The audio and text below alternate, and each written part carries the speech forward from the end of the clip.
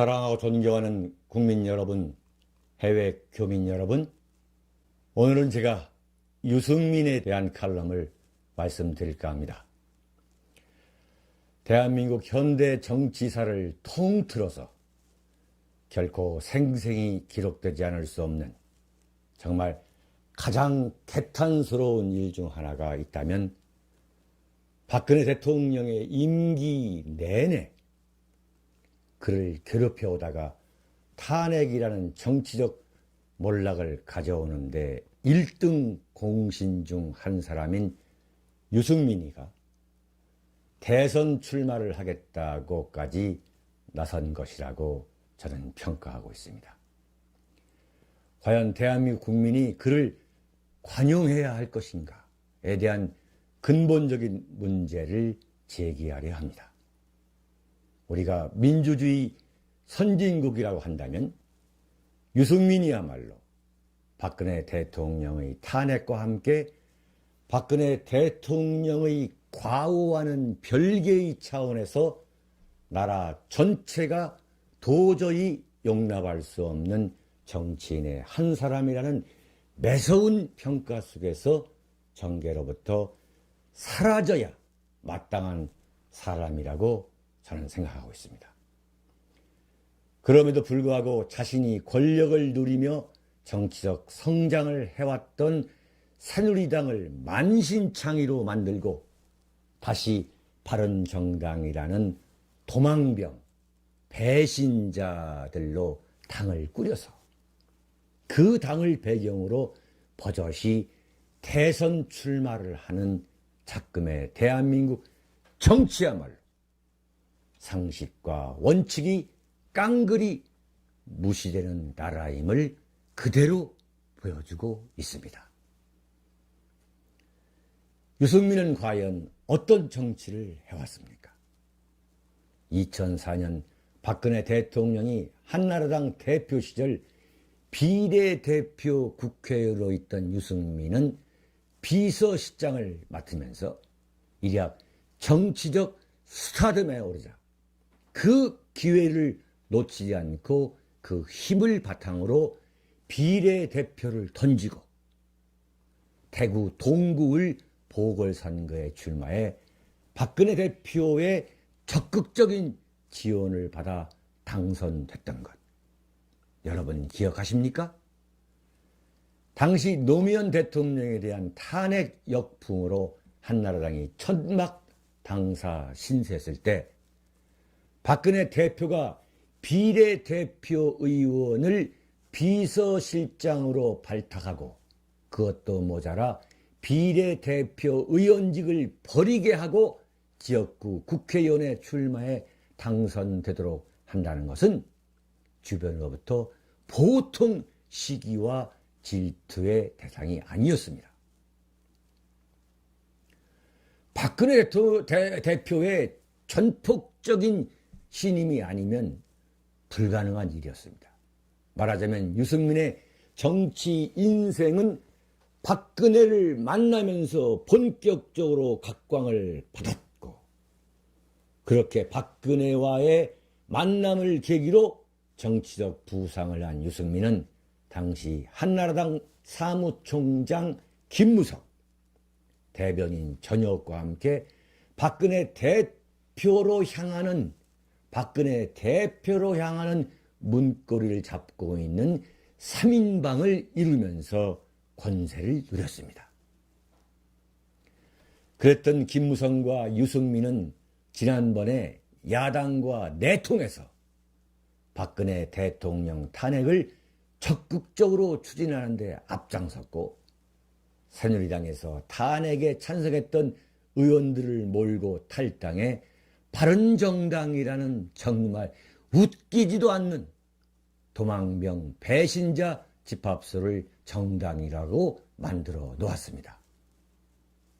그리고 전효욱은 이미 2007년 이명박과의 대선 후보 경선 때 친박계는 종교 집단과 같다 이런 말을 하면서 발로 차고 나가면서 MB 진영에 합류했지만 별로 재미를 보지 못하다가 결국 정치판에 사라져 있는 것 같더니 박근혜 대통령이 최순실 국정농단 의혹 사건으로 궁지에 몰리자 역시 기회다 싶어서 기다렸다는 듯이 다시 얼굴을 내밀고 박근혜 대통령을 인간적으로 매장하는 데 앞장서고 있습니다.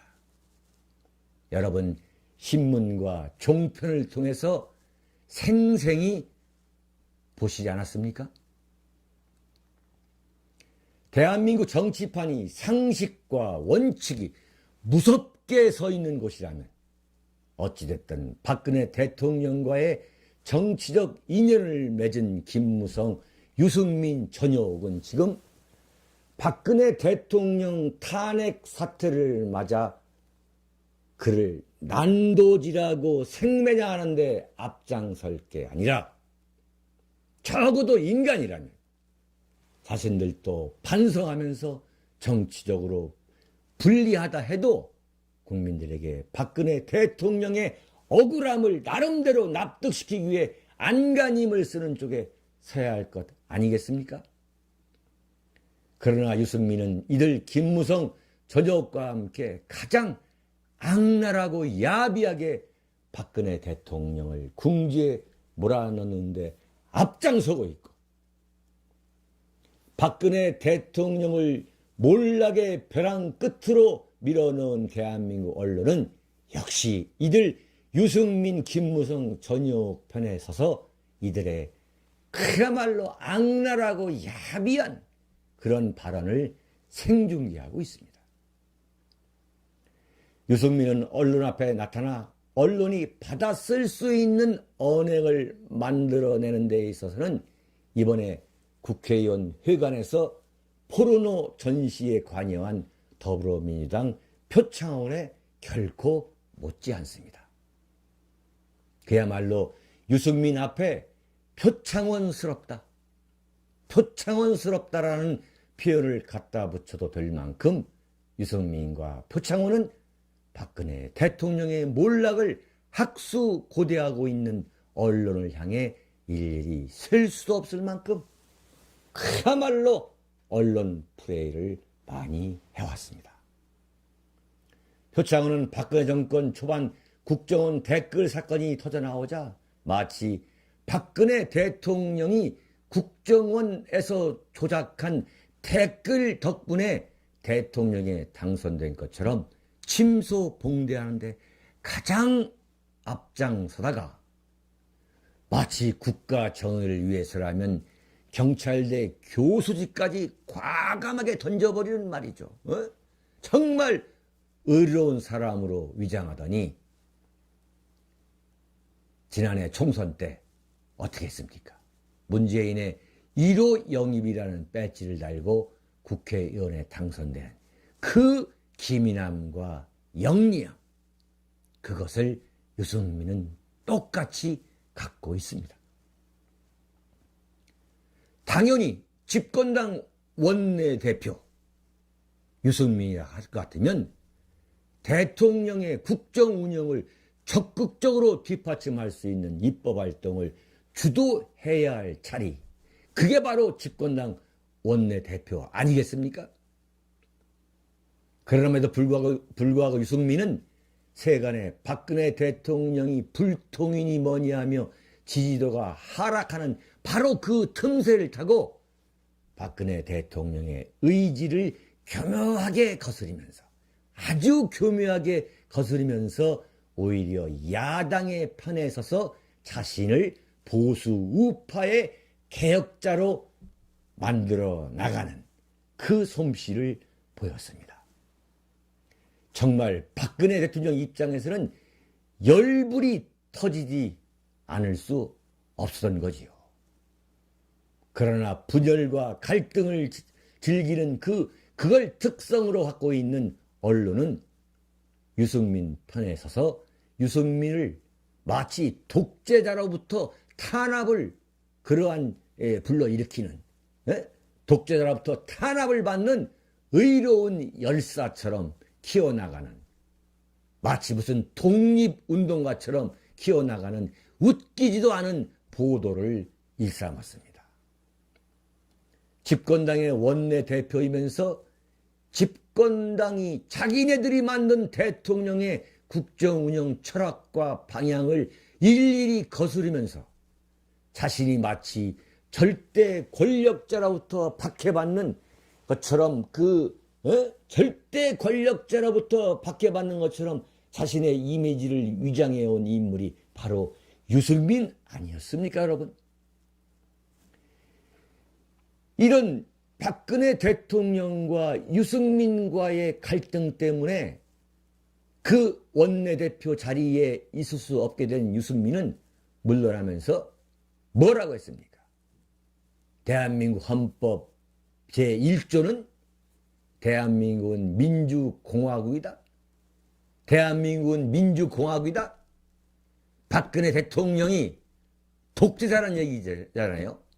이런 엉뚱한 소리로 박근혜 대통령을 독재자로 몰아붙인 유승민. 그 반사 이익을 노리려 했던 그 유승민. 제가 더 기가 막힌 한 사실을 여러분에게 말씀드리겠습니다. 서울의 한 대학 교수가 지난번 19대 새누리당 국회의원들의 입법 활동을 면밀히 조사해 봤어요. 과연 새누리당 국회의원들이 어떻게 입법 활동을 했는지를 조사해 보니까 유승민과 이재호 두 사람이 야당 의원들의 입법 발의, 야당 의원들이 그 입법을 발의할 때에 도장을 가장 많이 찍어준 새누리당 국회의원으로 나타난 겁니다.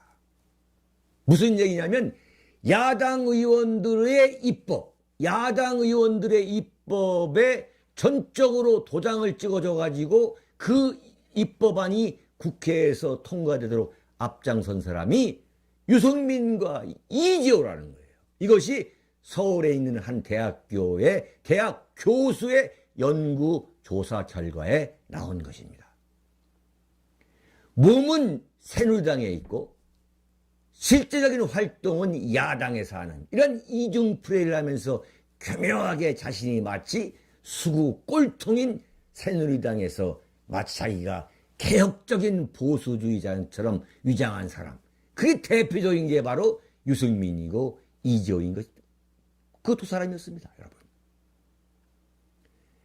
이에 박근혜 대통령은 유승민을 향해 배신의 정치라고 반격하면 할수록 이미 박근혜 대통령에 대한 실증과 권태를 느낀 그 국민적 국민 여론에서는 오히려 국민적 공감대를 잃어가는 그러한 악순환에 빠지게 됐던 것이죠.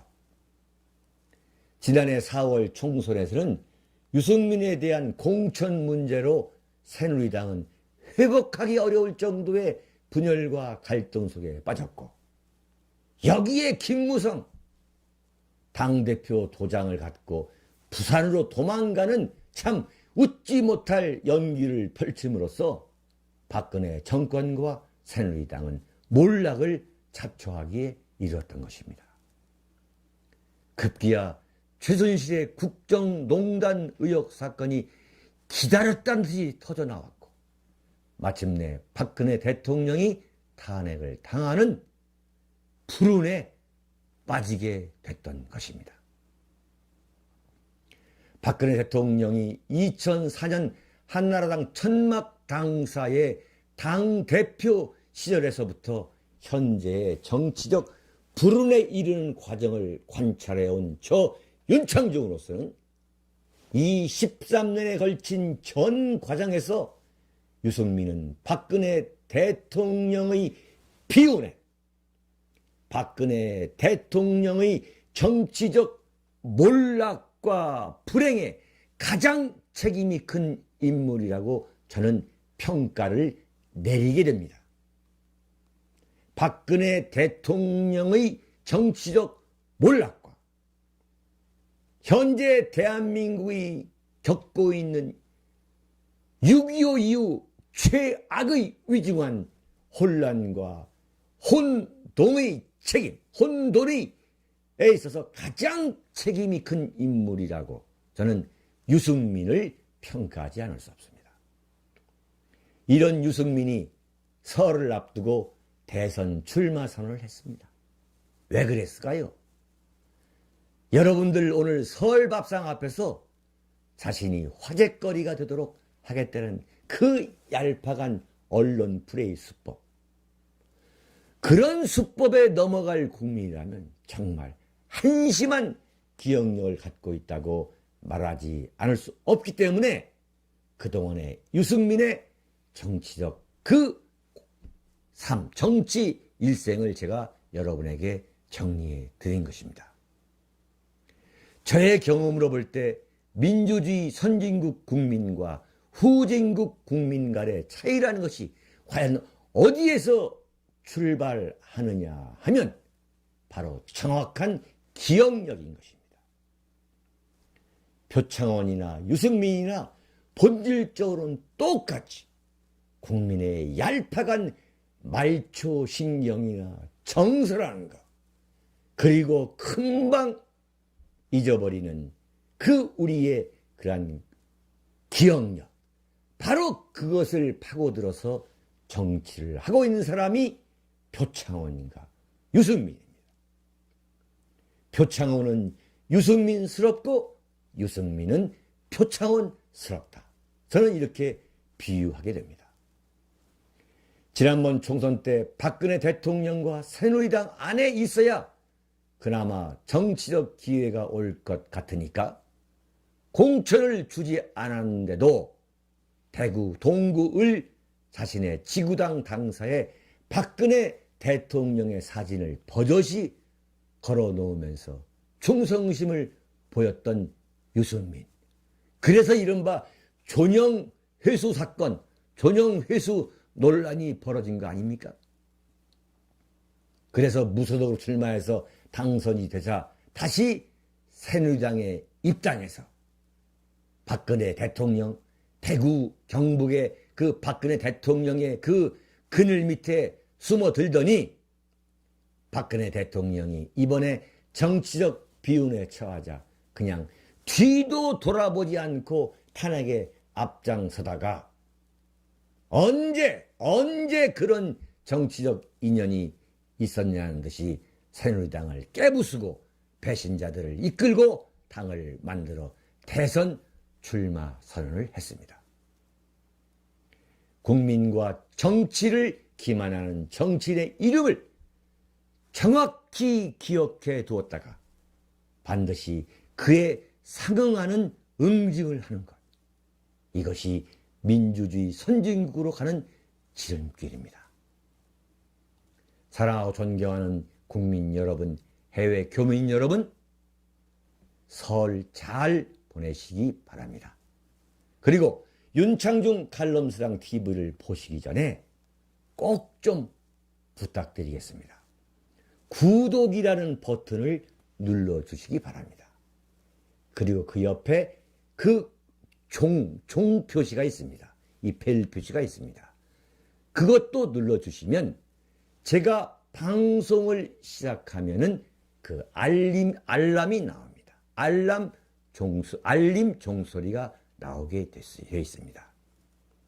구독을 누른다고 해서 구독료를 받는 것은 아니고 단지 얼마나 많은 숫자의 그 국민 여러분과 해외 교민 여러분이 윤창중 칼럼세상 TV를 시청하는지 그것을 가늠할 수 있습니다. 안녕히 계십시오.